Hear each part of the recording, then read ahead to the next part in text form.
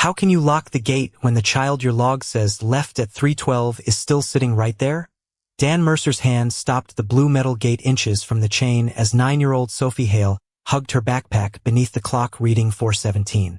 Elaine Porter tightened her grip on the pickup ledger, its single blue ink entry stark among rows of black. "Sir, step away from school property," Principal Martin Voss said calmly. Sophie looked at the name beside hers and whispered, "I don't know that person." 3 hours earlier, the fluorescent lights inside Cedar Ridge Elementary had hummed over polished tile while the last bell scattered children into the bright afternoon.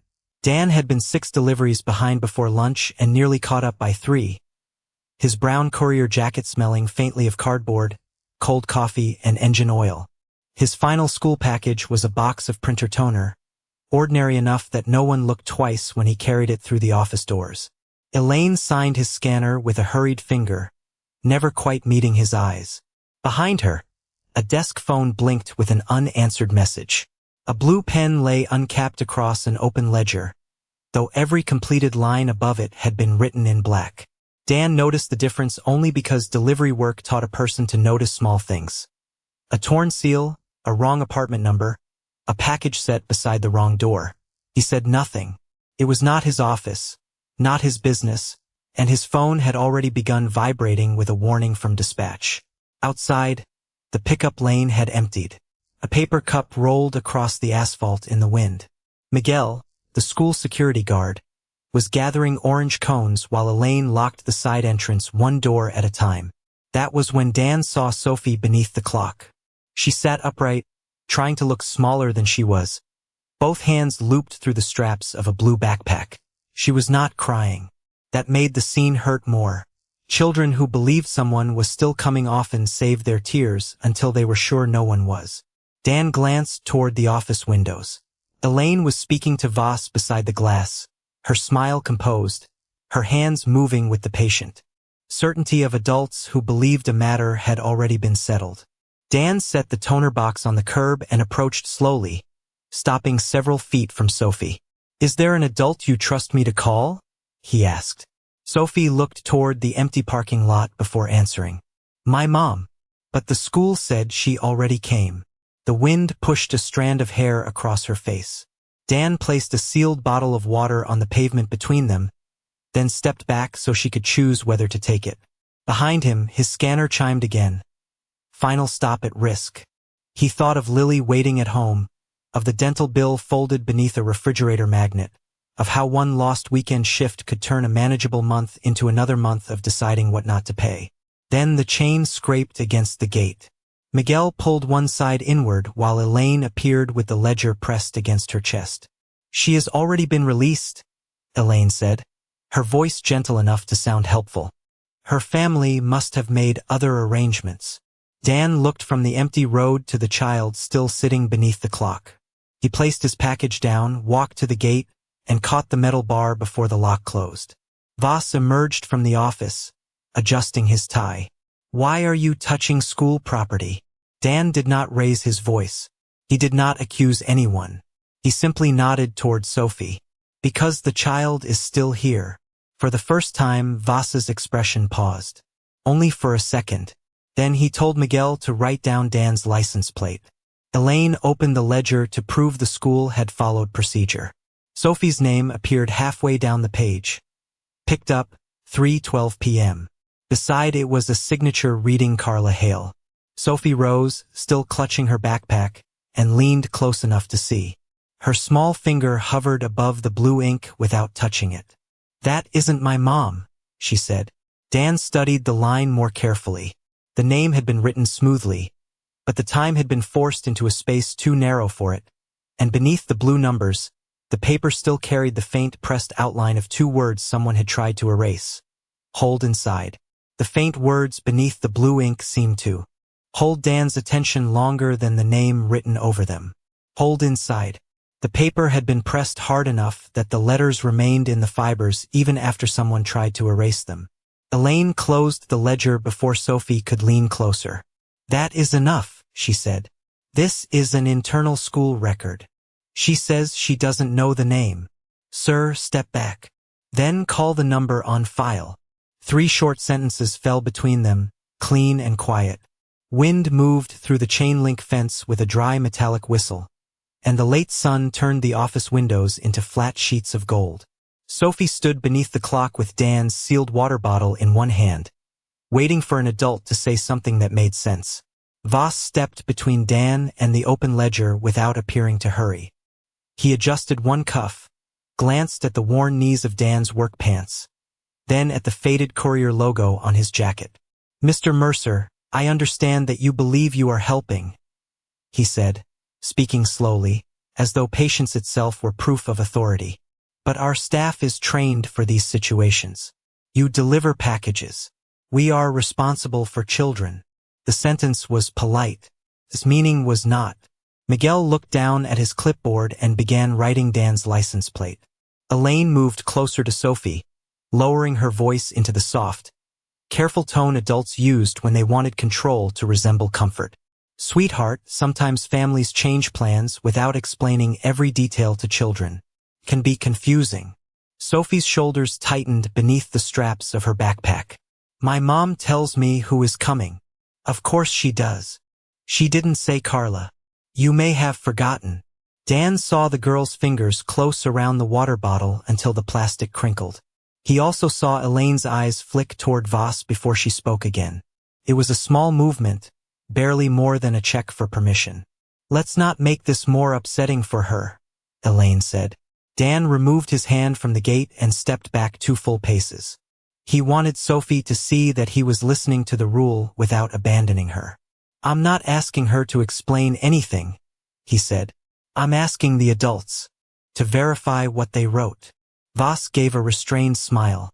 "And I'm asking you not to insert yourself into a private family matter." A vibration rattled against Dan's hip. His scanner lit up red with a dispatch warning. Then his phone rang before the alert disappeared. He answered on speaker because he did not want anyone later claiming he had made a private call about Sophie. His supervisor's voice came sharp through the tiny speaker. "Dan, your final stop is overdue. The client has already called." "I know. You leave now, you might save the route. I'm still at Cedar Ridge." "Then finish the delivery and move." Dan looked at Sophie. She had gone quiet again, the way children did when adults had started discussing them as though they were somewhere else. "I can't leave yet," he said. There was a pause. Behind him, a loose halyard tapped against the flagpole. "You miss this window, you lose Saturday." Dan's gaze dropped for half a second to the cracked screen of his phone. Saturday paid for Lily's dental appointment, the one already postponed twice. "I understand." "Do you?" "Yes." He ended the call before anger could make him say something unfair to a man who did not know what was happening. Voss glanced at the red warning still glowing on the scanner. "You should take care of your own responsibilities, Mr. Mercer." Dan slipped the phone back into his pocket. "I am." The smile left Voss's face, though his voice remained measured. "Miguel, note that he is refusing to leave after being instructed." Miguel's pen hesitated above the paper. Dan noticed the hesitation and gave him no reason to be afraid. He moved outside the painted boundary line that marked school property, then placed the toner box beside his boot. "I'll stand here," he said. "She can still see me."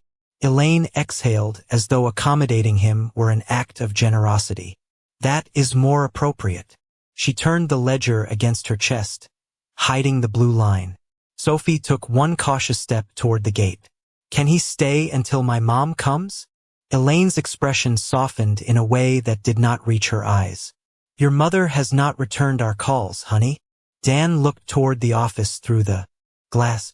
A black desk phone sat beneath a fluorescent light, its display bright enough to read from where he stood. 2 outgoing calls showed on the recent list. Both had the same number. Sophie stared at the emergency contact sheet clipped beneath Elaine's arm. One number had been crossed out in black. Another had been written by hand along the margin.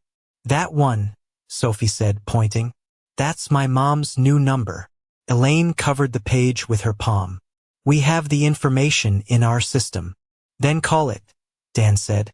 "We already attempted every approved contact."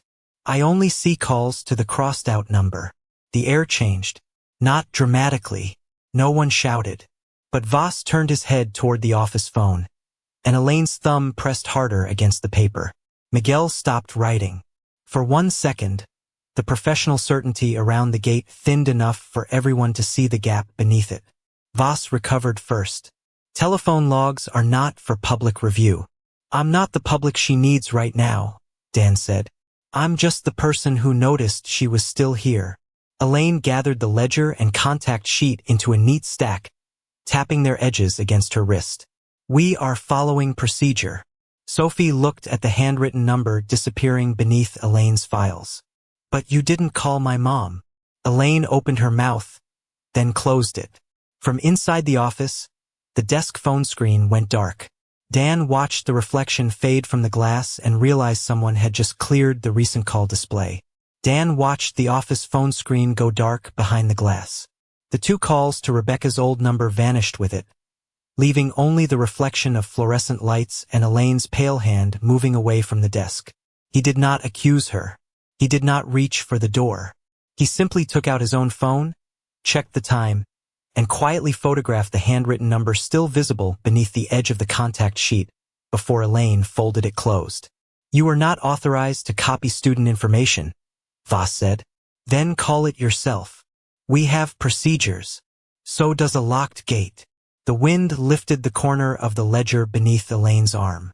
Dry leaves scratched across the pavement, and somewhere beyond the playground, a lawn sprinkler clicked through an empty arc. Sophie stood between the blue gate and the office, holding the sealed water bottle as though she was still waiting for permission to be thirsty.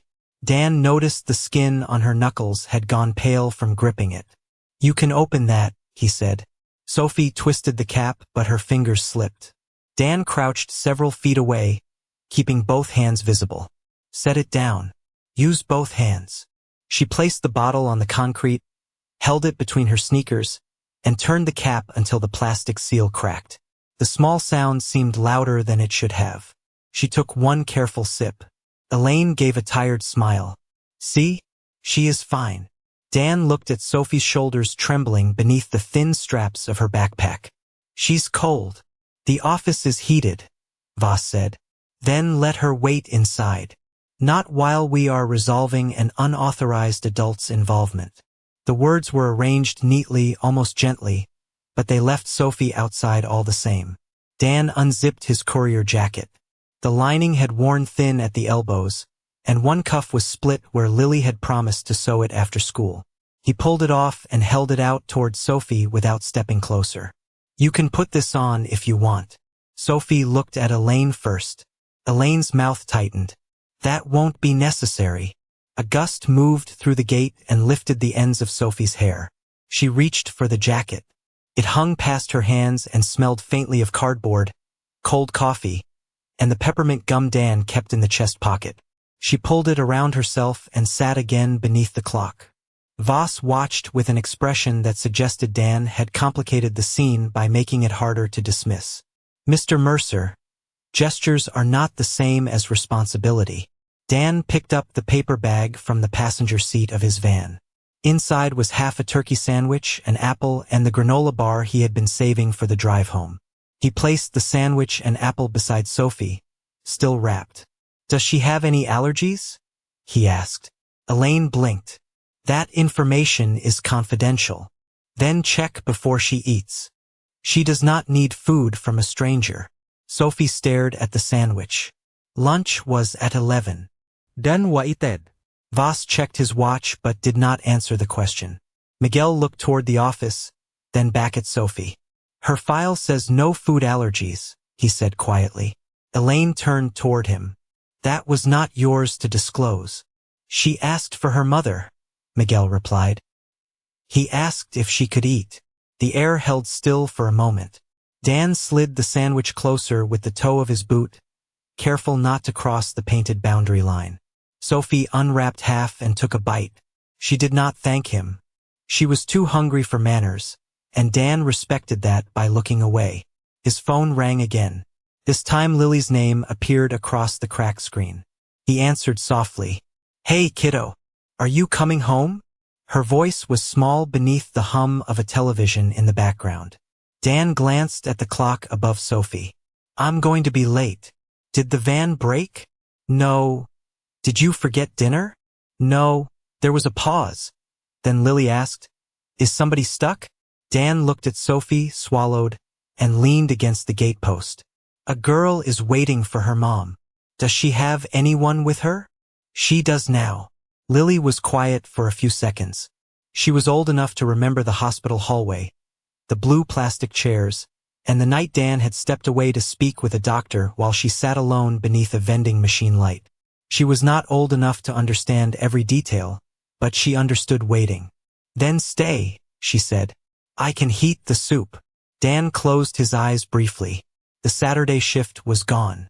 The dental bill would remain under the refrigerator magnet. Rent would still be due on the 1st. None of those things became smaller, but Sophie did not become less important because his life was already heavy. Lock the back door, he told Lily. And don't use the stove. Microwave only. I know. I love you. Love you too. When he ended the call, Elaine was watching him. Not with sympathy. With calculation. You are involving your own child in a situation you do not understand, she said. Dan slipped the phone into his pocket. I told my daughter I'd be late. That's what parents do. Elaine looked away first. Sophie had finished only half the sandwich. She carefully wrapped the rest and placed it back in the paper bag. Then, as she bent to return the apple, something slid from the small front pocket of her backpack and landed near Dan's boot. It was a narrow white card, softened at the corners from being handled many times. A blue star had been drawn near the top. Dan did not pick it up immediately. That yours? Sophie nodded.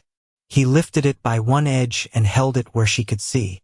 On the front, in neat handwriting, were the words, If nobody comes, wait by the blue gate. On the back was a phone number, the same handwritten number Elaine had just hidden beneath the contact sheet. Dan read it once, then placed the card carefully in Sophie's open palm. Who gave you this? My mom. On the first day of school. Elaine stepped forward.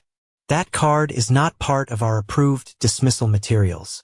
Sophie closed her fingers around it. Mom said it was important. Children sometimes carry old information, Elaine said. That number may no longer be valid. Dan looked at the photograph on his phone, then at the digits on the card. They matched exactly. He entered the number but did not press call yet. Sophie, do you want me to call this person? Yes. Will you talk first? She nodded. Voss raised one hand. Mr. Mercer, you need to stop. We cannot verify who will answer. That's why she'll speak before I say anything else. You are creating unnecessary risk. No, Dan said. I'm checking the one thing no one else checked. He pressed call and placed the phone on speaker, holding it low where Sophie could hear without moving closer. It rang once, twice. On the third ring, a woman answered, breathless and guarded. Hello.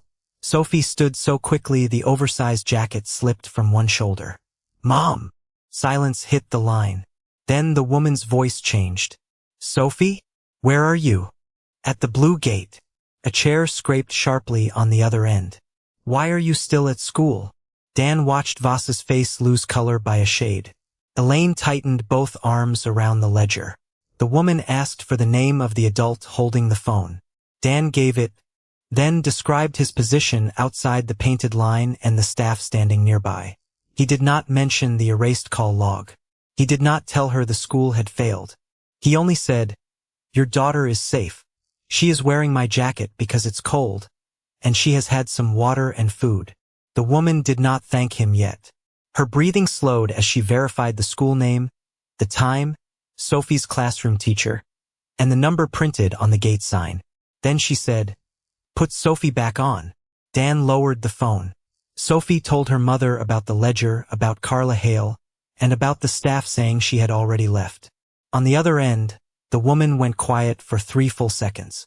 When she spoke again, her voice was controlled. Did they tell you I failed to answer? Dan looked through the office glass at the dark phone display. Yes. I sent written instructions at 2:41. she said. They were supposed to keep Sophie inside until I arrived.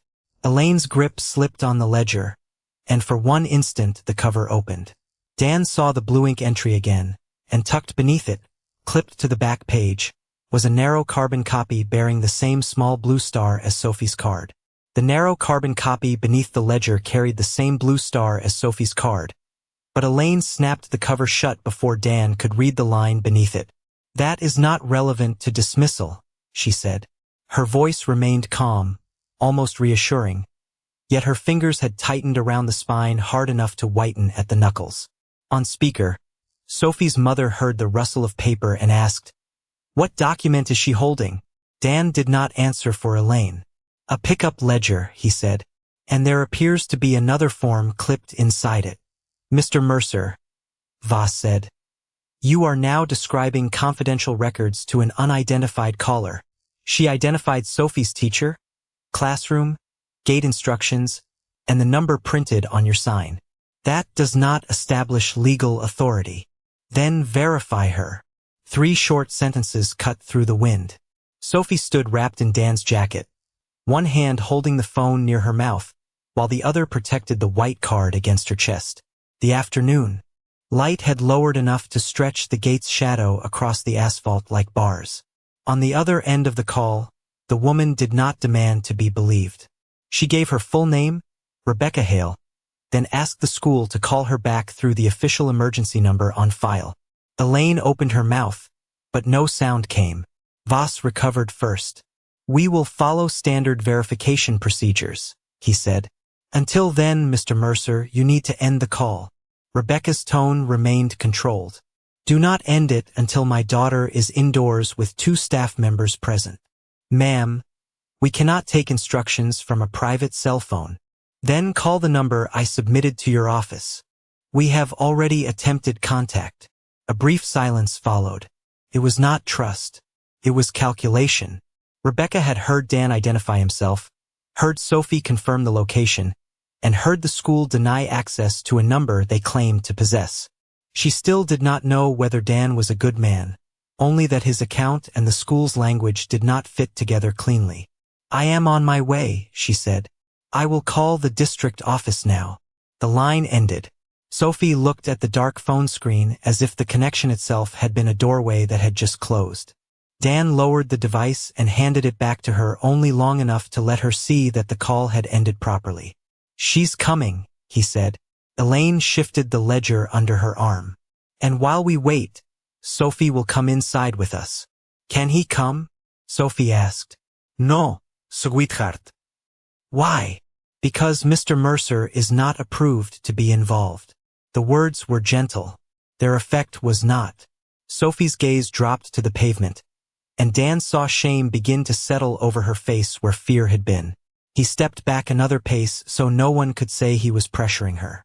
"You don't have to choose sides," he said. "Go inside if you feel safer there." Voss gave a small nod, as though Dan had finally become reasonable. "That is the first appropriate thing you have said." Dan let the insult pass. "Have Miguel go with her." Voss's eyes narrowed by a fraction. "Our staff assignments are not yours to make. Then pick 2 adults. She shouldn't be alone. While everyone is arguing about who failed." Miguel looked at Sophie, then at the office. "I can go," he said. Elaine's head turned sharply. "That won't be necessary." "It's in the safety protocol," Miguel replied. Voss glanced at him. "I am aware of the protocol." The phrase landed strangely. Dan had not mentioned a protocol, only a safeguard. Sophie had not either. Yet Voss spoke as though a specific rule had already been discussed. Before Dan could ask, Elaine unfolded the contact sheet and tucked the carbon copy deeper into the ledger. The movement exposed the pickup line again. Jarla hale. The signature leaned sharply to the right, each letter narrow and hurried. Beneath it, 3:12 p.m. had been crowded into the last third of the box, the 2 in 12 nearly touching the margin. Dan looked at the wall clock, then at the scanner clipped to his belt. A memory returned with sudden clarity. When he had first driven through the pickup lane, the scanner had marked the Cedar Ridge geofence at 3:14. Sophie had already been sitting beneath the blue gate. He had noticed her because she was the only child left outside. At the time, he had assumed someone was on the way. Now he unclipped the scanner and opened the route history. Voss watched the screen. "What are you doing?" "Checking my stop time." "Your delivery records have nothing to do with this." "Maybe not." Dan scrolled once, then held the screen low enough for Miguel to see without stepping onto school property. The entry read Cedar Ridge Perimeter, 3:14 and 7 seconds p.m. A small route thumbnail showed the van moving along the front drive. Miguel leaned closer. "You passed the gate then?" "Yes." "Did you see her?" Dan looked at Sophie. "I saw a girl with a blue backpack sitting under that clock." Elaine's response came too quickly. "That could have been any student." Dan nodded. "It could." He did not overstate what the record proved. "The scanner only places me here. It doesn't identify her."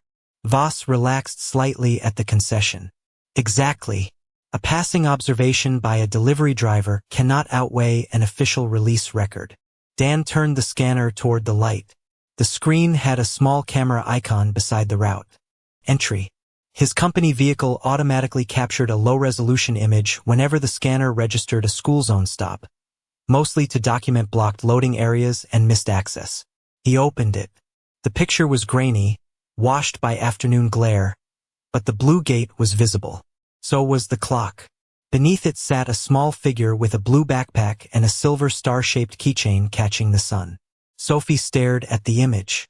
"That's mine," she said, touching the matching star clipped to her zipper. "It always turns sideways like that." Rebecca was no longer on the call, but her earlier question hung over the scene. "Did they tell you she had already been picked up?" Dan checked the timestamp again. 3 hours, 14 minutes, and 7 seconds. The ledger still said 3:12. Voss folded his arms. A 2-minute discrepancy is hardly unusual. Clocks drift. Devices sync late. The explanation was possible. That was what made it dangerous. School clocks could be wrong. Scanners could lag. A child might return for something forgotten. Dan refused to turn suspicion into certainty. "Then the gate camera will settle it," he said. Elaine shifted directly in front of the office window, blocking the black dome camera visible in the reflection. "The camera does not cover that section clearly. I didn't ask what it covered." Dan kept his voice even. "I asked what time it shows." Voss glanced at Elaine. It lasted less than a second, but Miguel saw it too. "The gate camera has been out of service all week," Voss said. Sophie looked up. "No, it hasn't." Everyone turned toward her. She pointed through the fence at the small black dome above the gate. A green indicator light blinked once, steady and bright in the deepening shade. "It flashed this morning when Mom dropped me off," she said. Dan looked from the light to the service label beneath the camera, then back to the ledger in Elaine's hands. The camera might still be broken. The light might only mean power. But as Elaine moved the book against her chest, Dan saw something else. The blue ink in the 3:12 entry was still glossy at the edge, as if it had not been written an hour ago at all. The blue ink caught the last strip of sunlight and held it. Not wet enough to smear, but fresh enough to shine where the pen had pressed hardest into the paper. Dan did not reach for the ledger. He only looked at Elaine's hand covering the entry, then at the green indicator pulsing above the gate. "If the camera is broken," he said, "why is it still reporting power?" Voss gave a patient breath. "Power is not the same as recording." "Then we can check." "We are not opening our security system for a delivery driver." "You don't have to open it for me." Dan nodded toward Miguel. "Have him verify it." The 3 sentences landed without force, yet something in the air tightened. The wind carried the smell of cut grass and hot asphalt through the fence. Sophie stood inside Dan's oversized jacket, the sleeves covering most of her hands, while the green light blinked over her shoulder at steady 5-second intervals. Voss looked toward the office. "Miguel is not an IT technician." "No," Dan said, "but he knows whether the gate is secure." Miguel glanced at the black dome camera, then at the narrow service panel mounted beside the card reader. "There's a status screen inside the vestibule," he said. Elaine turned to him.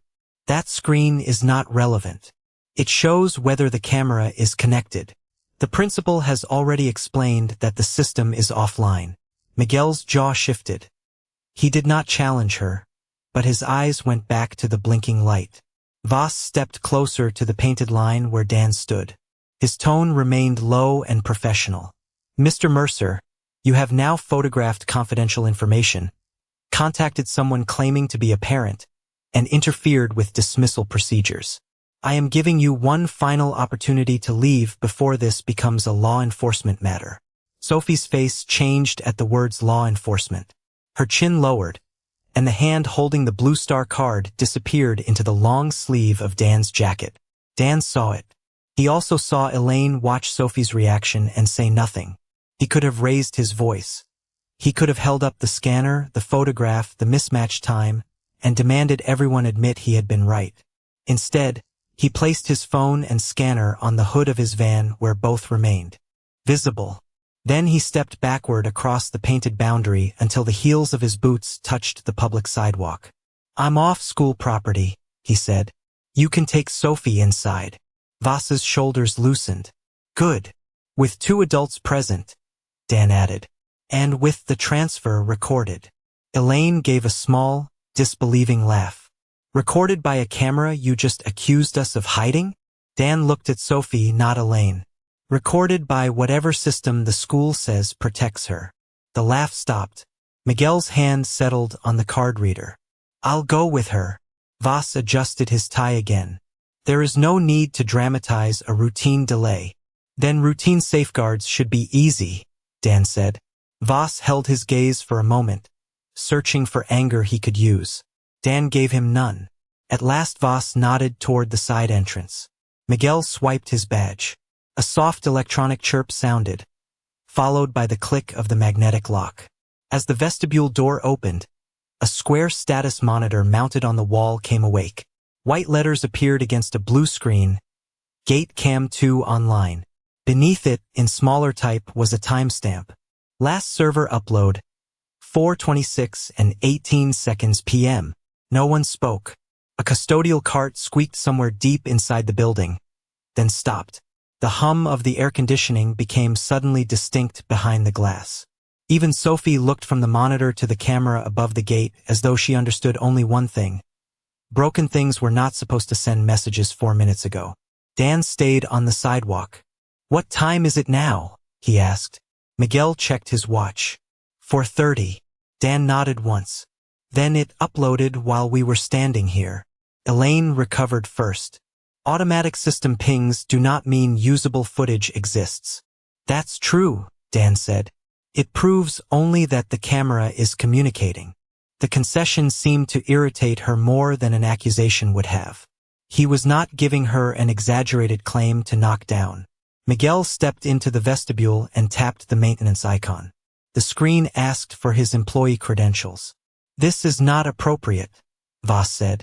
We can let District IT review it tomorrow. Miguel's hand hovered over the keypad. If the system overwrites overnight, tomorrow may be too late. It retains 72 hours. The answer came from Voss immediately.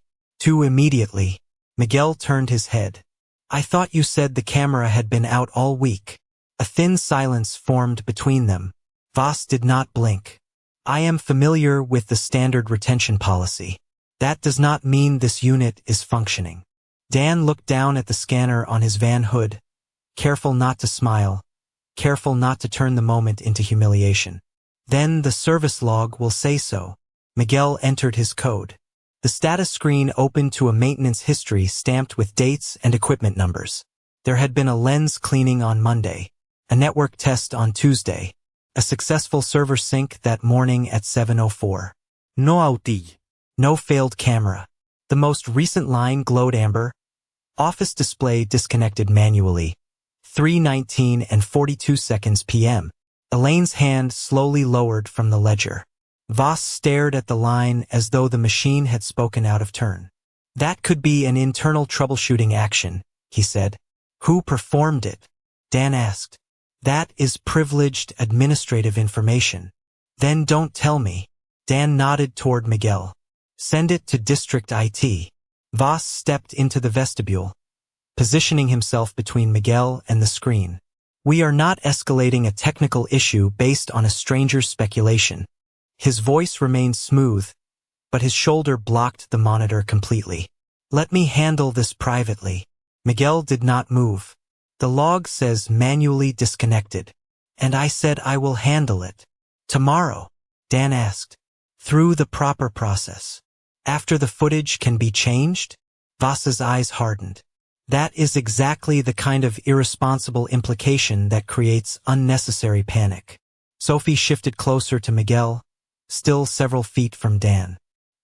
He saw the fear return to her face and lowered his voice. No one is saying what happened yet. He spoke to her as much as to the adults. We're only making sure nobody has to guess later. Sophie's shoulders loosened by a fraction. She looked down at the star card in her sleeve, then up at the camera. Will it show I stayed? It should show the gate, Dan said. That may be enough. He did not promise more. Miguel took out his work phone and photographed the maintenance line before Voss could close the screen. Then he opened the service application linked to the camera's serial number. A green check mark showed the unit active. Beneath it was the name of the last authenticated administrator session.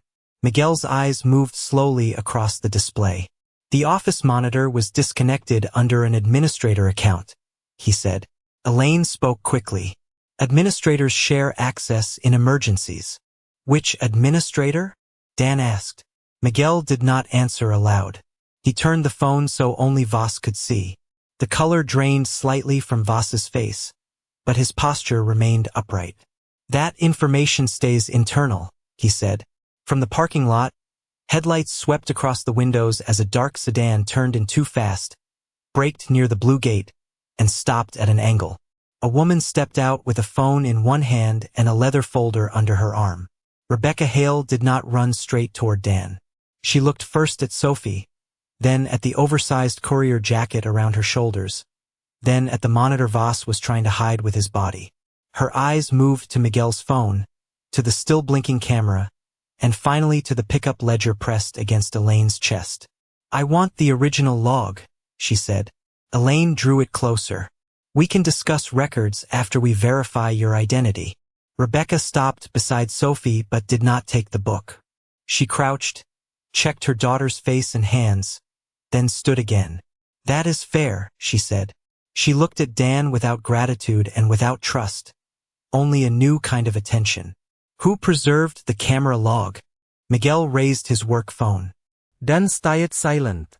Rebecca noticed that too. Then Miguel glanced once more at the administrator name on the screen and said, the display was not disconnected by maintenance. He swallowed. It was disconnected from Principal Voss's account 1 minute after the intercom registered a call from the gate. The display was disconnected from Principal Voss's account 1 minute after the intercom registered a call from the gate. Miguel's words did not rise above the hum of the vestibule lights, but they changed the shape of the evening. Rebecca kept one hand on Sophie's shoulder and looked at Voss, not with accusation, but with the stillness of someone refusing to let a useful fact be buried beneath emotion. What time was the intercom call? She asked. Miguel checked the service application again. 3:18. And the monitor was disconnected? 3:19 and 42 seconds. By his account? By an account assigned to his office. Rain had not started, but the air carried the mineral smell that came before it. The green camera light blinked over the blue gate, steady and indifferent, while Sophie stood inside Dan's jacket with the sleeves folded over her hands. Voss gave a controlled sigh. Administrator credentials are used by several authorized staff members. That log does not establish who touched the terminal. Rebecca nodded once. That is true. Dan saw Voss relax by half an inch. Rebecca had not defended him. She had not thanked him. She was doing what careful people did when the truth mattered more than choosing a side too early, separating what was proven from what was merely possible. She turned toward Elaine. May I see the original pickup log? Elaine's arms tightened around it. Once your identification is confirmed. Rebecca opened the leather folder she had carried from the car. Inside were a driver's license, a school district access badge turned face down, and a printed copy of an email. She handed over only the license. Rebecca Hale. Sophie's mother. Elaine examined it beneath the vestibule light, then looked at Voss before releasing the ledger. That glance was small, but Dan noticed it. So did Rebecca. She placed the book on the narrow counter beside the card reader and opened to Sophie's line. Blue ink. Jarla Hale. 3:12 p.m. Rebecca touched neither the signature nor the time. Instead, she studied the paper at an angle, letting the overhead light catch the indentation underneath. What was written here first? She asked. Elaine folded her hands. I cannot say that anything was. Dan remained outside the boundary line. The pressure marks look like hold inside. Voss turned sharply. Mr. Mercer has already photographed confidential documents and made unsupported interpretations. Rebecca looked at Dan for the first time since arriving. Did you touch the book? No. Did you see anyone write in it? No. Then what do you know? The question was fair, and he answered it without trying to make himself larger.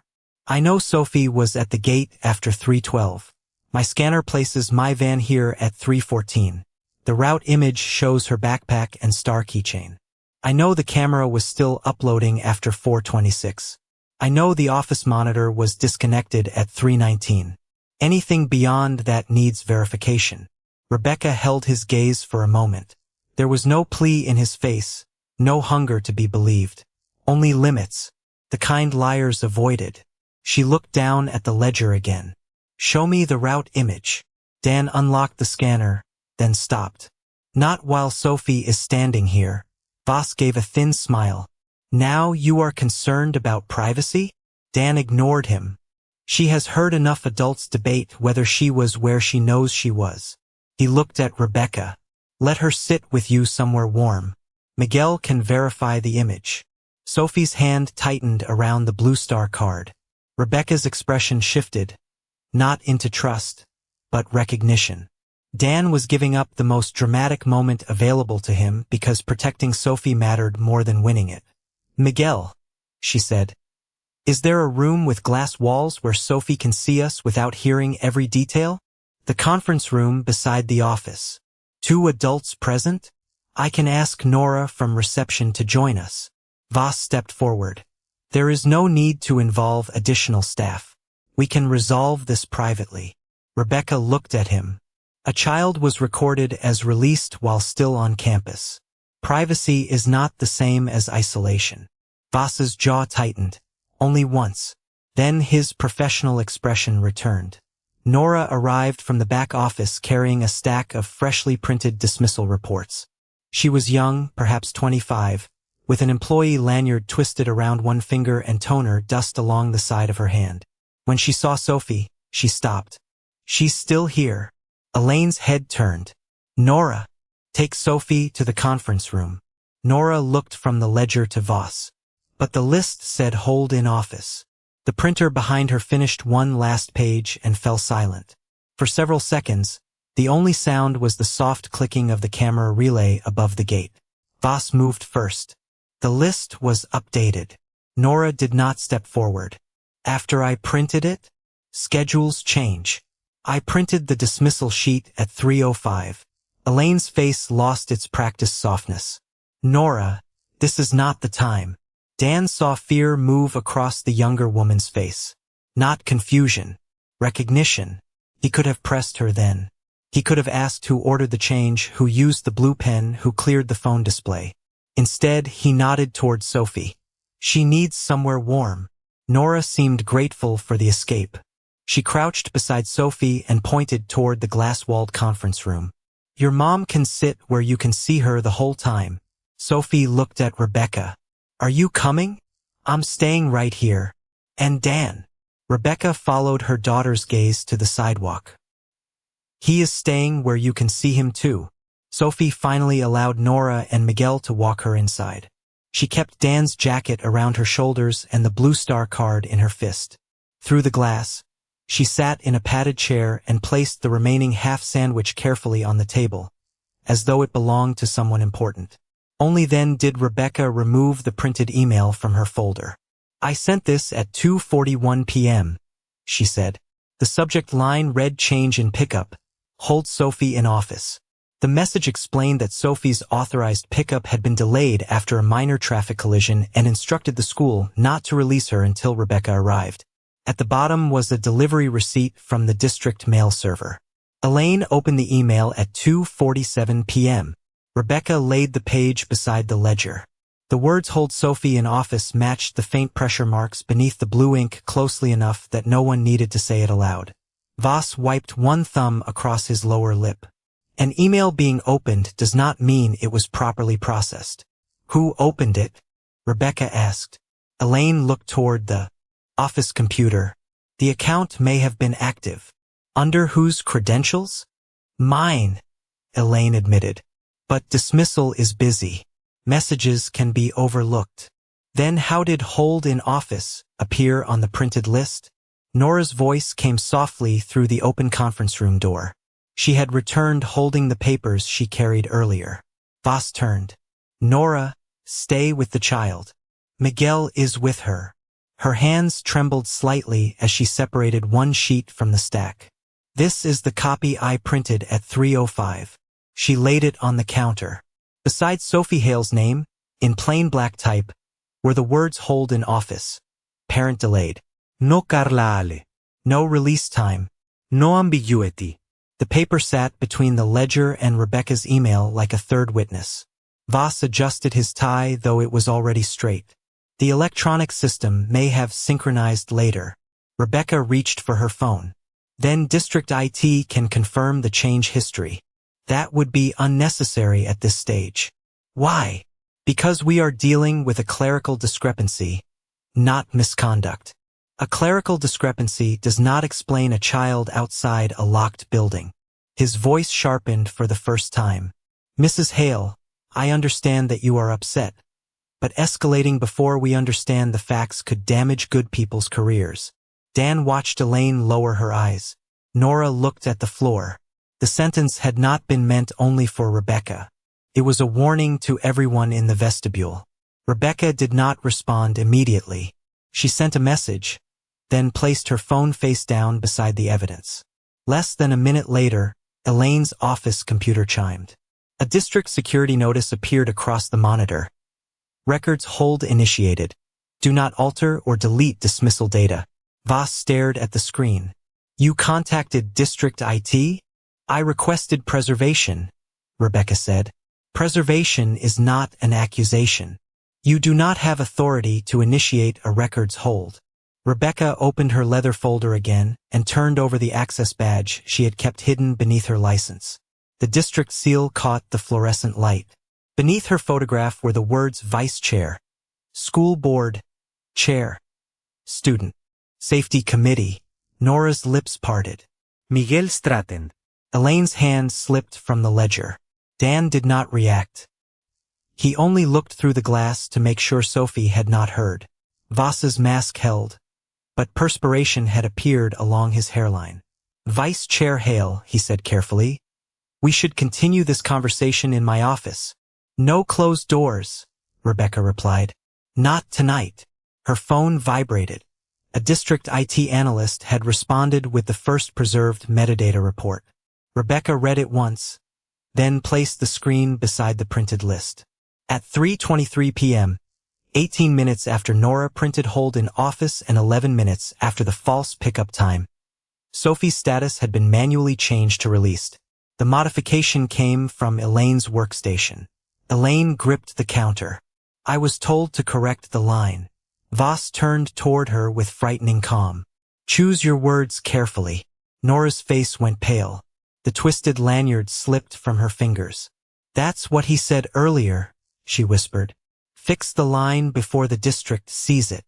Rebecca looked at the camera log, the email, the 3:05 printout, the altered ledger, and the 3:23 metadata. A child had not been lost because one message was missed. Someone had changed the record after the danger was already known, and someone else had tried to blind the office while it happened. From the conference room, Sophie lifted the Blue Star card against the glass so her mother could see it. Rebecca's expression hardened into decision. "The board is meeting upstairs tonight," she said. "This evidence will not be discussed in your office. It will be entered into the public emergency session before anyone here has another chance to rewrite what happened." The upstairs boardroom had been prepared for an ordinary budget session, not for the truth. Water glasses stood in a straight line beneath recessed lights. Nameplates faced a row of empty public seats, and a district seal hung above a projection screen that had not yet been lowered. By the time Dan entered, the room smelled of carpet cleaner, printer toner, and rain carried in on wet coats. He still wore his work pants and scuffed boots, without his jacket, now folded around Sophie's shoulders. The faded polo beneath showed a dark line of sweat across his back. Several board members looked at him, then at one another, as though trying to decide why a delivery driver had been allowed into an emergency session. Voss entered through the side door with Elaine beside him. His tie had been retied, his hair smoothed, and a legal pad rested under one arm. He looked composed again. That was the first thing power often repaired: its appearance. Rebecca took the seat marked vice chair but did not call attention to the title. Sophie sat behind her with Nora and Miguel, both adults close enough to make the child feel protected without surrounding her. Dan chose the chair nearest the exit. He did not sit beside Rebecca. He did not place himself at the center. He simply set his scanner and phone on the table where everyone could see them. The board chair called the emergency session to order. A microphone clicked on. The room settled into a silence made heavier by the fact that everyone knew something serious had happened, but not everyone knew whose version would become official. Voss stood first. "This afternoon," he began, "a routine dismissal delay became unnecessarily escalated when an unaffiliated individual refused repeated instructions to leave campus." He did not look at Dan when he said unaffiliated. "Our staff attempted to manage a confused student, verify changing family instructions, and protect confidential information. Unfortunately, Mr. Mercer inserted himself into the matter, photographed records, contacted an unverified person, and created an atmosphere of distrust before administrators could complete standard procedures." One board member looked toward Dan's boots. Another glanced at the courier scanner on the table. Voss continued in the measured tone of a man offering restraint to people he hoped would not ask what restraint had hidden. "There were clerical errors. I will not deny that. A secretary working under pressure entered an incorrect pickup name and later attempted to reconcile conflicting records. The gate monitor had been disconnected during troubleshooting. These issues should be reviewed, but they do not justify the public destruction of dedicated employees' reputations." Elaine lowered her eyes at exactly the right moment. Her hands were folded tightly enough to tremble, and to anyone who had not seen her cover the contact sheet, she might have looked like the person most harmed by the night. Voss rested both palms on the table. The child was never in danger. Staff remained present. Her mother was contacted. Mr. Mercer's intervention, while perhaps well-intentioned, was unnecessary. For several seconds it appeared to work. The explanation gave every uncomfortable fact a harmless name. The false pickup became a clerical error. The disconnected monitor became troubleshooting. Sophie's isolation became a routine delay. Dan's refusal to leave became the real disruption. One board member asked, "Was the student ever physically outside school supervision?" Voss answered before anyone else could. "No." Sophie looked up. Rebecca did not move. Dan watched the child's fingers close around the blue star card. The board chair turned to him. "Mr. Mercer, would you like to respond?" Dan leaned toward the microphone but did not pick it up. "I was outside the gate," he said. "Sophie was inside it. That part is true." Voss gave a restrained nod, as though Dan had just confirmed his account. Dan continued, "But no adult was standing with her when I arrived." The room slowed. A pen stopped moving across paper. "How do you establish that?" the chair asked. Dan touched the scanner. "This places my van at the school perimeter at 3 hours 14 minutes and 7 seconds. He turned the screen toward the projection technician who connected it to the display. The first image appeared. The blue gate, the wall clock, and Sophie beneath it with her backpack and silver star keychain. The title's central promise was no longer a memory or accusation. It was there in grainy light for the entire board to see. A child still waiting while a record said she had already gone. Voss rose slightly from his chair. That image does not prove she was unsupervised. Staff may have been just outside the frame. Dan know that. That's possible. The concession moved through the room like a small surprise. He was not fighting every alternative. He was testing them. The chair asked, "Then what does this prove?" "Only that she was still at the gate after the ledger says she left." Rebecca placed the original pickup log beneath the document camera. The blue entry filled the screen. Carla Hale, 3:12 p.m. Beneath it, under angled light, the indentation hold inside appeared faintly through the paper. Elaine's breath caught. Voss spoke quickly. That phrase may have been a temporary note before family arrangements changed. For one moment, the story seemed to settle in his favor again. A temporary instruction could be updated. Parent could change plans. A rushed secretary could make a correction. Even the indentation now had a reasonable explanation. "Exactly," Voss said, sensing the room's hesitation. "The existence of an earlier note does not establish misconduct." Rebecca still did not challenge him. She turned toward Nora. "What did the printed dismissal list say at 3:05? Nora approached the table carrying the original printout in both hands. Her voice was quiet. "Hold in office." Parent delayed. The document appeared beside the ledger on screen. Same child. Same instruction. No, Carla. No release. Voss's jaw tightened. The system updates continuously. "At what time was the update made?" Rebecca asked. District IT, present by video on the wall monitor, answered. 3:23 p.m. The metadata report appeared beside the two documents. The false release had not preceded the printed hold instruction. It had been entered 18 minutes after it. The room's whispering stopped. Voss raised one hand. That could still be a corrective action made after staff received verbal confirmation. Dan spoke before Rebecca did. "From whom?" Voss turned toward him. "Excuse me? Who gave the confirmation?" "That is still being determined." "But you called it a correction."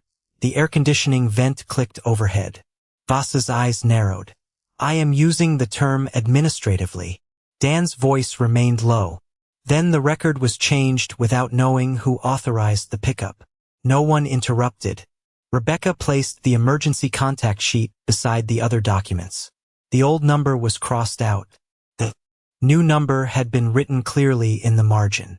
She added the blue gate card, its worn edges and small blue star visible under the camera. "This is the number Dan called," she said. "It is my current number." It was also submitted in writing to the school. Elaine spoke for the first time. The handwritten number may not have been entered into the central system. "Was it called?" Rebecca asked. Elaine's lips parted. "We attempted the approved contacts." Miguel stepped forward with the photograph he had taken of the office phone display before it went dark. 2 outgoing calls. Both to the crossed-out number. None to Rebecca's current one. The board chair removed her glasses and placed them on the table. Voss leaned toward Elaine and murmured something too soft for the microphone. But the room had become so still that the words almost carried. "Do not speculate." Dan heard them. So did Rebecca. She looked at him. "You could have used the phone log to accuse them at the gate," she said. "Why didn't you?" Dan glanced back at Sophie. "Because she was already scared. Proof should protect a child before it punishes an adult." Voss straightened. "This moral framing is inappropriate. We are reviewing procedure, not character." Dan looked at him without anger. "Then let the procedure speak." Rebecca signaled to the technician. The camera service log appeared. Get cam 2, online. Last server upload, 4:26 and 18 seconds p.m. Office display disconnected manually, 3:19 and 42 seconds p.m. Beneath it was the intercom record. Gate call, 3:18 p.m. Voss folded his hands. "As I explained, administrative credentials are shared. Were you aware the monitor had been disconnected? The chair asked. Not at the time. Were you aware the system retained 72 hours? That is standard policy. Miguel looked down at his phone, then up again. He told us that before anyone confirmed the camera was operating. Voss turned. Security staff are not qualified to interpret my statements. The mask remained, but a bead of sweat moved from his temple toward his cheek. Rebecca did not wipe it away for him with an accusation. She let the room see it. Sophie rose behind her, still holding the Blue Star card. She did not approach the microphone. She only pointed toward the projected image of the gate. I was sitting there before the office light went dark, she said. Nora gently guided her back into the chair. It was all the child needed to offer. Rebecca looked toward District IT. Do we have the preserved gate footage? Yes, the analyst answered. But there is an issue.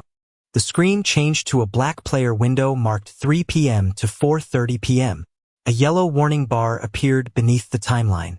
Voss exhaled as though this were the rescue he had been waiting for. There. The system was malfunctioning. The analyst shook his head. The camera file is intact. The room went still again. The issue is that someone manually muted the office audio channel at 3:20. Rebecca's hand settled slowly on the printed email. Dan looked at the timeline, then at Voss, who had already mentioned a 3:19 troubleshooting action before IT had revealed the precise disconnect. Rebecca noticed the same thing. You said earlier the monitor was disconnected during troubleshooting, she said. Who told you that? Voss opened his mouth, but no answer came. At the back of the room, the door clicked open. A district technician entered carrying a small black evidence case and placed it beside the projector. We recovered the local recording box from the office, he said. The video feed was muted at the monitor, but the recorder itself kept the original audio. The district technician opened the black recording box, connected a sealed data cable, and pressed play. For half a second, the boardroom heard only static and the low mechanical hum of the school office. Then a phone rang in the recording. 1 ring. 2. A chair scraped across tile. Elaine's voice came through the speakers, thinner than it sounded in person. Cedar Ridge Elementary. A child's voice was faint in the background, followed by the rattle of the blue gate in the wind. The timestamp in the corner read 3:18 and 6 seconds p.m. Miguel's recorded voice spoke through the intercom. Sophie Hale is still waiting outside. Her mother hasn't arrived. Elaine answered, Bring her in. The words matched the faint indentation beneath the blue ink. Hold. Inside.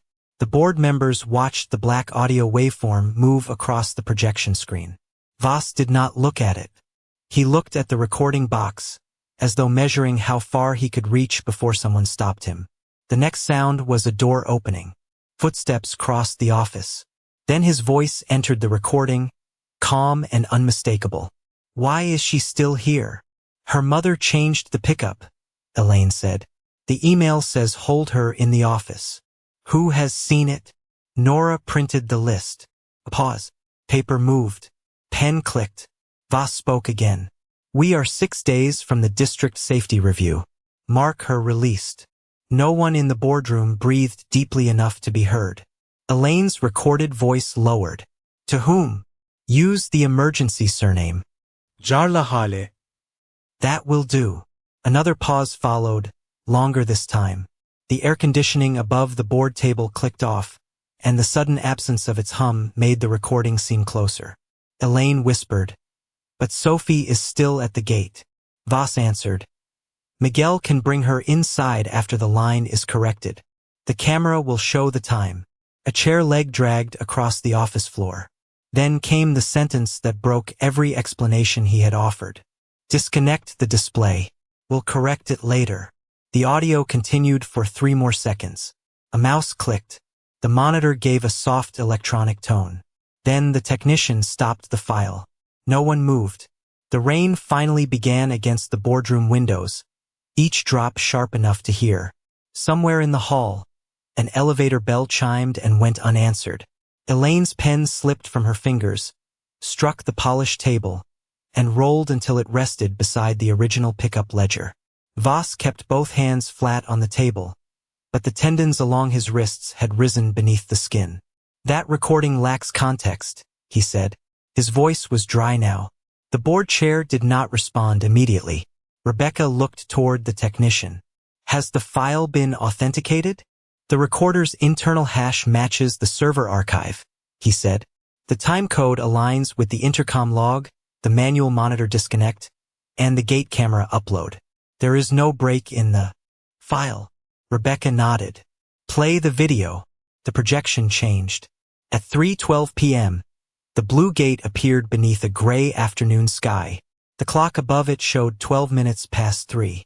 Sophie sat alone under the sign, her backpack against her knees, the silver star keychain flashing each time it turned in the wind. No Carla Hale appeared. No authorized adult signed her out. At 3 hours 14 minutes and 7 seconds, Dan's delivery van passed through the edge of the frame, exactly where his scanner said it had been. At 3:18, Miguel approached the intercom. At 3 hours 19 minutes and 42 seconds, the office display went dark, but the camera kept recording. On screen, Sophie remained beneath the gate. The image returned the room to the promise that had begun everything. The forgotten girl still waiting while the official record declared her gone, and the single father who had stopped the gate because the paper and the child could not both be telling the truth. Voss rose. "The footage proves a procedural failure, not intent to harm." Rebecca turned toward him. "The recording proves intent to alter the record, to prevent an administrative misunderstanding. You created the misunderstanding. I made a judgment call under pressure. You ordered a false release entry. No child was harmed." The 3 statements came quickly, each smaller than the one before it. Behind Rebecca, Sophie drew Dan's jacket closer around herself. Dan saw her eyes fixed on the screen where her smaller image sat alone beneath the blue clock. He stood, walked to the end of the table, and quietly asked the technician to pause the video. The frozen frame remained. Sophie at the gate, the empty pickup lane behind her. "She doesn't need to watch herself be abandoned again," Dan said. The technician lowered the screen brightness. Rebecca looked at him, then at her daughter. She had spent the evening testing every claim, refusing sympathy as a substitute for proof. Now the proof was complete, and what moved her was not Dan's accusation, but his restraint. He could have let the image play until everyone in the room felt ashamed. Instead, he protected Sophie from becoming evidence longer than necessary. The board chair cleared her throat. "Principal Voss, you are placed on immediate administrative leave pending an independent investigation. Your system access is suspended effective now." Voss's mouth opened, but the chair continued. "Elaine Porter, you are removed from dismissal duties pending review. District Council will preserve all records associated with this incident and examine prior changes made under shared or administrative credentials." Elaine looked at Rebecca. "I was following instructions." Rebecca's face did not soften, but neither did it harden into cruelty. "Then you will have the opportunity to say that under oath and explain every record you changed." Nora lowered her eyes. Miguel exhaled slowly through his nose. The board chair instructed District IT to restore Sophie's official status, attach a permanent correction to the false release entry, and preserve Dan's route image as corroborating evidence. Then she turned toward him. "Mr. Mercer, the record will reflect that you remained on public property, requested verification, and stayed with the child until her parent arrived." Dan looked at the ledger beneath the document camera. The blue ink had once seemed powerful because it sat inside an official book. Now it looked small. "Make sure the record says Sophie told the truth first," he said. Rebecca's hand came to rest on the table beside the blue gate card. "It will." Voss removed his district badge and placed it beside the microphone. The plastic clicked softly against the wood. That sound carried farther than any shout could have. He looked once toward the camera above the public seats, then lowered his eyes. There was nowhere left to place the blame. The footage had shown the gate. The metadata had shown the alteration. The service log had shown the disconnect. The email and printed list had shown the instruction. Nora had shown the original paperwork. Miguel had preserved the system record, and the recording had preserved the words he believed would disappear. Rebecca rose in her seat, no longer merely Sophie's worried mother, but the vice chair of the board and chair of the Student Safety Committee. "The only adult who followed our child safety policy tonight," she said, "was the man who did not work here." The sentence entered the room and seemed to remove every remaining sound. No chair moved. No paper turned. Even the rain appeared to soften against the glass. Dan did not smile. He did not look at Voss. He looked only at Sophie. She stepped from behind Rebecca, crossed the small space between them, and placed the blue star card in his hand. "You stayed," she whispered. Dan closed his fingers around the worn card, then returned it carefully to her. "So did you." The board had begun the work of justice, but justice could not return the hour Sophie had spent believing she had been forgotten, nor the Saturday shift Dan had lost, nor Lily's dinner waiting beneath the microwave light. Rebecca looked at the man whose quiet choice had forced a powerful system to tell the truth, and as every person in the room waited to hear what recognition, reward, or authority he might ask for, Dan remained standing beside the empty chair, deciding what this moment should